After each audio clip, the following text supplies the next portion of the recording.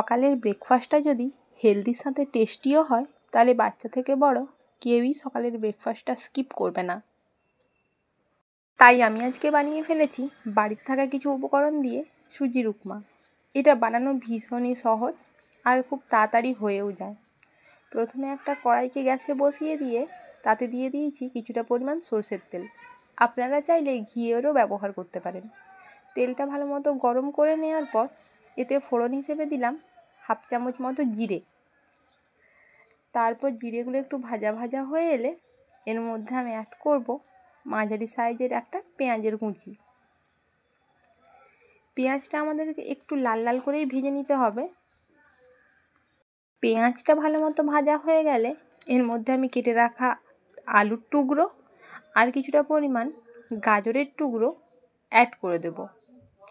আপনারা চাইলে আরও কিছু সবজি ব্যবহার করতে পারেন, যেমন ধরুন বিনস, ক্যাপসিকাম, যার যা পছন্দ।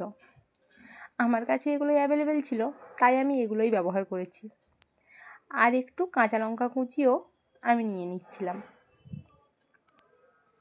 তারপর ঘরোয়া যেসব মশলা যেমন হলুদ গুঁড়ো, নুন, এগুলোই ব্যবহার করেছি। এখানে লঙ্কা গুঁড়ো ব্যবহার করার কোনো দরকার নেই। ঝালটা যে যার ইচ্ছে মতো নেবেন, যে যেমন পছন্দ করেন সে তেমন নিতে পারেন।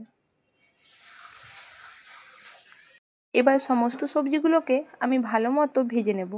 দেখুন সবজিগুলো আমার প্রায় ভাজা ভাজা হয়ে এসছে। সবজিগুলো যখন ভাজা ভাজা হয়ে আসবে এই পর্যায়ে আমি 1 কাপ সুজি মিশিয়ে দিলাম। এবার সুজিটাকে ওই সবজিগুলোর সাথে ভালো মতো নাড়িয়ে চাড়িয়ে সুন্দর করে মিশিয়ে নেব। তারপর সুজিটাকেও একটু ভাজা ভাজা করে নেব।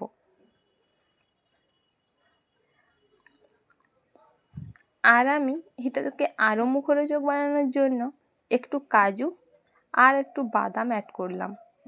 বাদামগুলো আমি আগে থেকেই হালকা একটু তেলে ভেজে রেখেছিলাম, দিয়ে খোসাগুলো ছাড়িয়ে নিয়েছিলাম। কাজু আর বাদাম দিলে অসম্ভব লাগে খেতে, স্বাদটা অনেকটাই বেড়ে যায়। আর আমি দিয়েছি একটা তেজপাতা, এটা আপনারা চাইলে দিতেও পারেন আবার নাও দিতে পারেন। দিয়ে সমস্ত কিছুকে ভালো মতো মিশিয়ে নিয়েছিলাম, একটু ভাজা ভাজা করে নিয়েছিলাম। এরপর আমি যেই কাপ মেপে সুজি নিয়েছি সেই কাপেরই 1/2 কাপ পরিমাণ জল আমি এর মধ্যে দিয়ে দিলাম। এই সময় গ্যাসের ফ্লেমটা একদম লোতে রাখতে হবে। তারপর ঢাকা চাপা দিয়ে এই সুজিটা হতে দেব।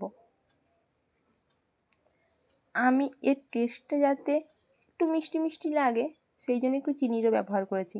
এটা অপশনাল, আপনারা চাইলে নাও করতে পারেন। ঢাকা চাপা দিয়ে সুজিটাকে ওই মিনিট খানেকের জন্য হতে দেব। দেখুন কিছুক্ষণ পর ঢাকনাটা খুলে দিয়ে সুজিটা এরম টাইপের দেখতে হয়ে গেছে, ভীষণ ঝরঝরে হয়েছে। জলটা ঠিকঠাক পরিমাণ দিলে সুজিটা খুব ভালো মতোই ঝরঝরে হয়। বেশি পরিমাণ জল পড়ে গেলে অতটা ঝরঝরে হয় না আর টাইমটাও অনেক বেশি লেগে যায়। এবার আমি সুজিটাকে একটা পাত্রে তুলে নিচ্ছি। একটা প্লেটের মধ্যে আমি সুজিটাকে সুন্দরভাবে সাজিয়ে দিয়েছি। আর নিয়েছিলাম সঙ্গে কিছু শসা কুচি আর পেঁয়াজের কুচি। স্যালাড দিয়ে খেতে ভীষণ ভালো লাগে। আমার আজকের রেসিপি কেমন লাগলো অবশ্যই জানাবেন। আর হ্যাঁ, এইরকম একটা ব্রেকফাস্ট সকালে সবাই বানিয়ে নিতে পারেন।